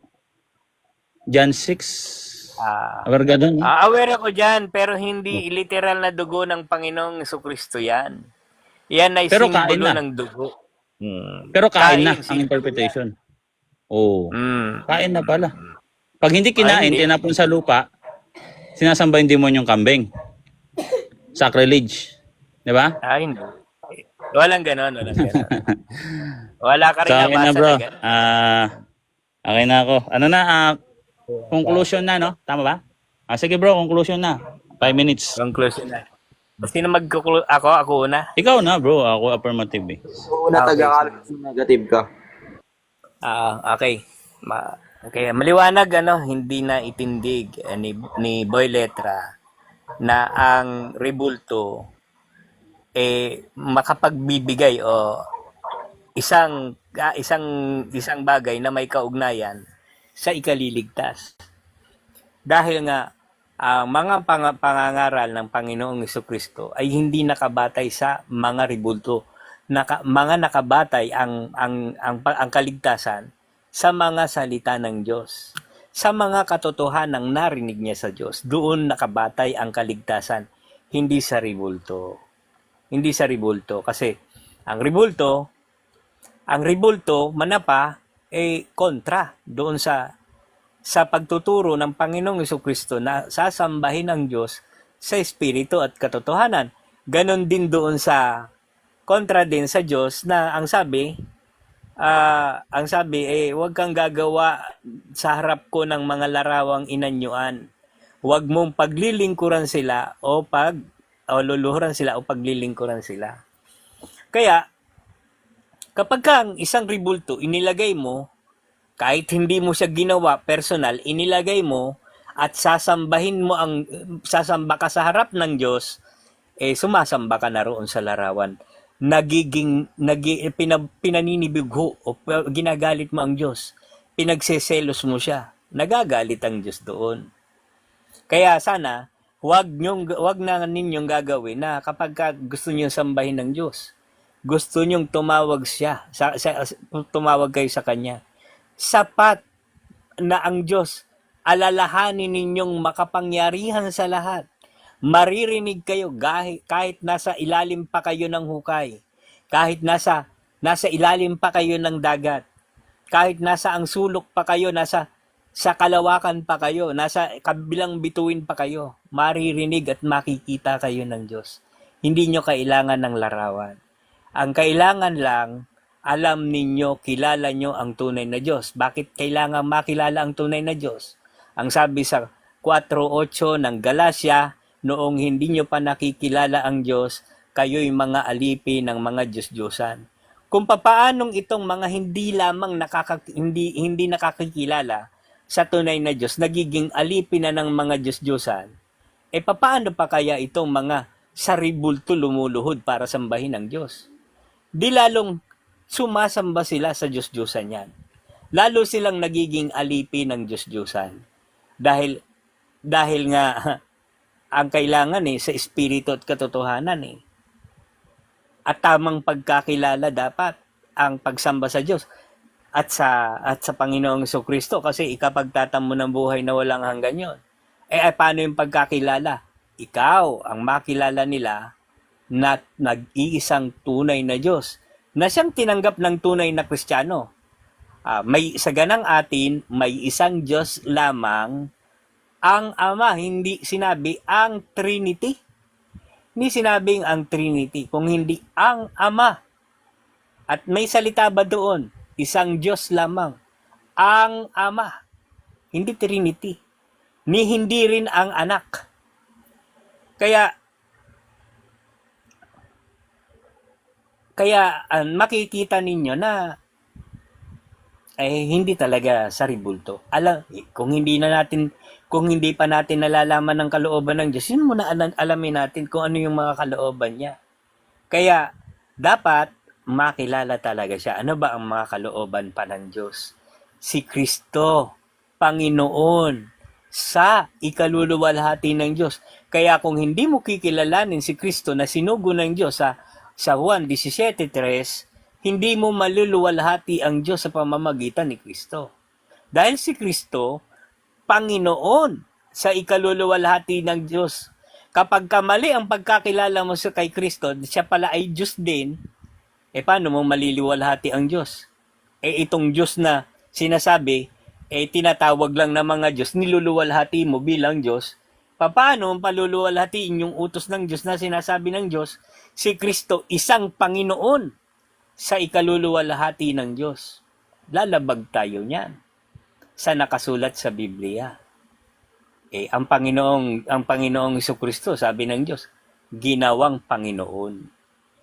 Kaya hindi na maititindig kailanman ng Iglesia Katolika na ang ribulto o larawan ay may kaugnayan sa kaligtasan, pa may kaugnayan sa paglaban sa mga kalooban ng Diyos, hindi sa kaligtasan. Kaya hindi tayo makakabahagi kapag nananatili tayo sa pagsamba sa pagsamba sa Diyos na may mga ribulto, hindi tayo makakabahagi sa kaligtasang inihahanda ng Panginoong Jesucristo. Sa bayang dapat paninirahan natin, mawawala tayo doon. Mabubulid tayo sa dagat-dagatang apoy. Yun lamang ang aking gustong ipagmalasakit sa inyo at ang aking hangarin, hindi makapanakit ng damdamin kung hindi makasama ko kayo sa tunay na pagkakilala sa Diyos, sa pagkakilala sa Panginoong Jesucristo, sa tunay na paglilingkod sa Diyos. Amen. Ikaw naman nakakalimutan. Set ko muna yung timer. So right, una sa lahat, no? First presentation binigay ko na. So lahat ng verse, tapos yung presentation natin lumakas nung tinanong niya. Lalo siyang lumakas na yung imahe talaga may kinalaman yan sa kaligtasan, kasi iyan yung imahe kung saan ang mga tao na mga kaluluwa sa langit at ang mga anghel sumasamba sila sa Diyos nang nakikita nila ang Diyos. At iyon ang pagsamba sa Espiritu at katotohanan, face to face talaga nila nakikita yon. Ngayon, lahat ng counter-argument niya, kinounter natin lahat. Kaya lalong lumalakas yung paninindigan natin. Kunwari, sa langit yun, hindi yun sa lupa. Eh, yun yung dasal natin. Masunod ang loob mo kung papaanong sa langit, gayon din sa lupa. So, lahat ng argument niya, inubos ko talaga, no? Wala akong tinira. Wala akong tinirang argument niya na hindi ko sinagot. Halos lahat sinagot ko na. Kaso nga lang, inuulit niya na lang yung sinasabi niya na bawal rebulto, ulit-ulit na lang, no? Kaya ang ginawa ko, nung second cross, kasi gusto niya magpunta sa aral daw. So lalabas niyan, parang maganda yung aral nila. Eh di pinuntahan natin yung aral nila sa pagkain ng dugo. Eh hindi mo pala alam yung talata na binabasa mo. Iyan yung magpapakita na sa demonyo yung aral nyo. Kasi yung mga Israelita, wala silang hayop na kakatayin na hindi iaalay sa Diyos. Yung iaalay yung dugo, pero yung karne, kakainin na nila yun. Kasi bawal nilang hindi iaalay yung dugo noon. Pag tinapon nila yun sa lupa, bro, sumasamba sila sa demonyong kambing, ititiwalag sila. Yun yung ipaparatang sa kanila. Kasi ba't hindi nyo inalay sa Diyos? Ngayon, yung sinasabi mong ibubuhos sa lupa, yun naman, yung mga hinuli mong ibon sa parang, sa talatang 12-13, yun yung ibubuhos mo yung dugo sa lupa. Bawal mong ialay sa Diyos yun. Hindi mo naman alaga yun, hindi mo naman alam kung anong kinain nun. Pati na rin yung mga reject na hayop. Pray. Pati yung mga reject na hayop, putol yung paa. Pwede mong kainin yan, pero yung dugo, bawal mo nang ialay sa Diyos.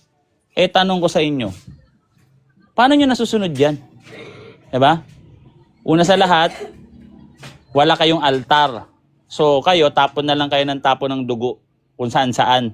So, lalabas niyan, nagre-ritual kayo, sumasamba talaga kayo sa demonyo. Pangalawa, pumasok ka na hindi Diyos si Kristo. Pagsamba sa hindi tunay na Diyos. Sinasamba nyo, bro, hindi tunay na Diyos. Kasi hindi tunay na Diyos sa inyo si Kristo. Tapos yung titulo niya, Panginoon ng Panginoon ng mga Panginoon, bro, yung ginawang Panginoon, Deuteronomy 10, talatang 17, titulo ng Diyos yun. Tingnan mo, singulars, Panginoon. Singular lang yan, ng mga Panginoon. Ibig sabihin, isa lang ang pwedeng magtitulo niyan. Hindi pwedeng dalawa. Hindi pwedeng Panginoon ng Panginoon si Kristo, Panginoon din ng Panginoon ng Diyos Ama. Lalabas niyan, magkaaway sila kasi dapat isa lang ang matira. Pero dahil isang Diyos lang sila at isang Panginoon lang din sila, yung ginawang Panginoon sa Acts 2:36-37, hindi mo alam kung saan kinote. Kinote yan sa Psalms 110, Acts 2:36-37, kinote yan, Psalms 110 verse 1, enthronement. Enthronement yan. Umupo ka sa kanan ko. Pagpapakilala yan sa mga tao na gagawin kong tuntungan ang iyong mga paang lahat ng iyong kaaway. Hindi ibig sabihin na hindi siya Panginoon kung hindi ipinapakilala. Dinideclare sa mga taong hindi sumasampalataya para maligtas. Pero ang sabi diyan ni St. Peter, no, kahit si David ang nagsabi na Panginoon si Kristo. Sa Old Testament pakinilala ng Panginoon si Kristo. Diba? So, ano pa ba yung aral na inaano mo? Wala na, sa rebulto, okay tayo dyan. First presentation, rebuttal, cross-examination, larawan ni Kristo.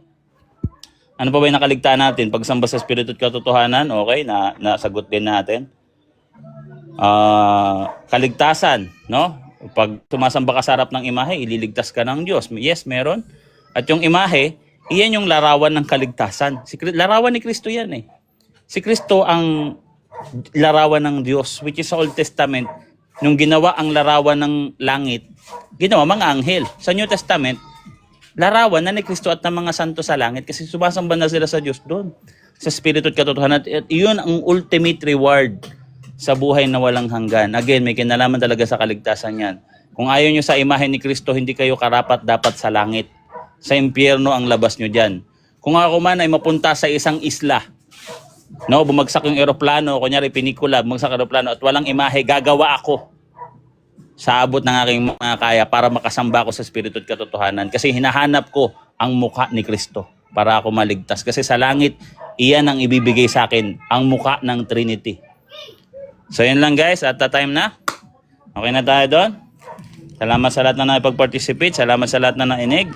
Salamat Brother Tagakalos bro. At masaya ako na meron ng participants dito bro. Salamat bro. Okay yun. So goods tayo doon. Sana marami yung natutunan guys at panoorin yung replay sa mga hindi nakapag-simula. Pwede nyo mapanood yung replay sa YouTube. Mamaya i-upload ko. So yun lang guys at end na tayo. Baka may babatiin ka, taga Carlos bro. Babati ka muna. Salamat.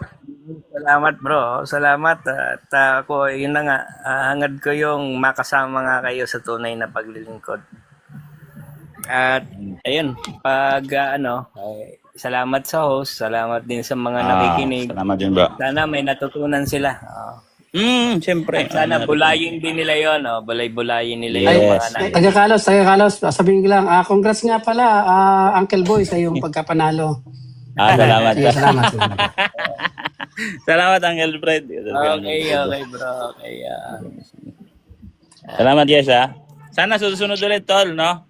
Maayos na usapan ulit, puro aral-aral lang. Gusto ko pag-usapan, yung Ano bro? yung tungkol sa pagtalikod. Pwede. Anytime, Pero sabihin mo lang ako. ko lang, ang sa akin, ayon sa Biblia. Ayon sa Biblia, pwede. Sige, ayon Pero sa Biblia. bahala kung gumamit ka ng referensya. Ako hindi ako makagamit kasi wala naman ako noon eh. Sige, Biblia lang. Sa pagtalikod, Okay na sa akin. Biblia lang. Pero sa kung gusto akin. mong gumamit, gamit ka, walang problema. Basta Referensya? ako, puro Bible verse asahan mo. Pwede kang gumamit. Basta ako bro, asahan mo, puro Bible verse yan. So sige bro, sabihin mo lang ako bro kung kailan Tapos, Next time. Hindi kaya bukas, ganyan. Parang ganito bukas, lang. sige. Ganitong usapan lang din. bukas Ganitong na. usapan lang. Sige, salamat. Ayan. Taga-Carlos. So, yan. Salamat. Magpapaakyat na ako ng mga bisita, Uncle So, okay na. Tapos na yung usapan kay Uncle Taga-Carlos So, wala kaming personalan ni Uncle. Doktrina lang to, no? Wala sige. ka Wala naman nag-adom. Okay naman. Wala na gadom, walang personal. Kasi yung personal yan, yung persona mismo yung aatakin. Iba yun Ayoko rin nun. Kasi umay na ako. Hindi Pang ano naman yun ganun eh. Pangbaguhan na yun Pagbaguhan ba? Basta ako kung ano, ang dala ko lang talaga, katotohanan lang na tinanggap ko sa aral ng Kristo. sige. Gusto ko lang kayo Kami rin dumaan. katotohanan. Siyempre, alam ko naman yan Siyempre, kami rin katotohanan, no? Gusto ko kayong maisama doon sa tunay na paglilingkod. Gusto ko nga rin sana tol Gusto ko nga rin sana kitang isama kaso tingin ko hindi pa ngayon yung time Yan, indiyan ka pa Pero Malabo sana, yan, pag nilay-nilayan mo din. Pag nilay-nilayan mo rin tol, no? Kita mo naman yung... Sa balay mo, sa mga susunod na paghaharapan natin, basta ganito lang din ang Kung ako sa'yo taga-Carlos, Kita mo naman yung... Kung ako sa'yo taga-Carlos, gayahin mo si Uncle Roy. I think mag-end na tayo. Salamat brother, it's me bro. It's me Lance at kay Uncle Fred, kay Uncle Nash kanina, kay Adonis. I-shoutout na natin lahat dito tapos mag-end na siguro muna ako ng live. Siyang dayuhan, di ko na pinakyat, hahabol pa. At syempre si Mary's daughter, shoutout si Kuya Victor Baluyot. Lahat ng nasa YouTube diyan, yung mga sister. Magbati na ako guys, tapos mag-end na ako ng live. Host, ano yan, huwag bro? mong paakyatin yan si Dayuhan. Diyos yan makakaakit mag-isa yan. Kaya nga, Nag-request ba sa'yo? may kapangyarihan Makakaakit mag-isa yan. yan. Diyos yan Ano ka Nasa ba? baba. So, ito siya. Naharangan ko yung Diyos, Ikaw pambira. naman, hinahamak mo naman. Nakita mo lang yata tapos sasabihin mo nagpapaakyat. Hindi, mag-end na kasi ako ng live. Mag-end na ako ng live Kung mo gagamitan ng kapangyarihan mo, ang dayuhan baka gamitin mo ang kapangyarihan. Ibaba tayo niyan lahat dito. Baka sabihin Para mo, mo siya stop hinamak nun. Para mo hinamak si Dayuhan nun, inakyat mo, Diyos yan. Kaya niya yan. Yan. Ito si Sister Guadilia Cabalia, si Brother Michael Elong. Michael Ong, kasi walang space, ang hirap. Michael Ong, then nabasa ko na. Si Sister Sylvia Roa. Yan. So batayin ko lang yung mga bagong random to guys, kung sino yung video maklik ko sa YouTube. Tapos yung latest to So kayo na po yung babatiin ko. At si Brother Reaxiel, ayun. Si Menchi Cabalia, ayun, shoutout po. Si Lee, yan, watching, good noon. At si Ella Bako. Yun. Si MD, si Abot Kaya. Yun, no? Yun. So, susunod ulit, guys. Comment lang kayo sa aming YouTube dyan. At paki-like at paki-subscribe. Salamat, guys, sa inyo. So, yan. And now, guys. Sige bro. Salamat.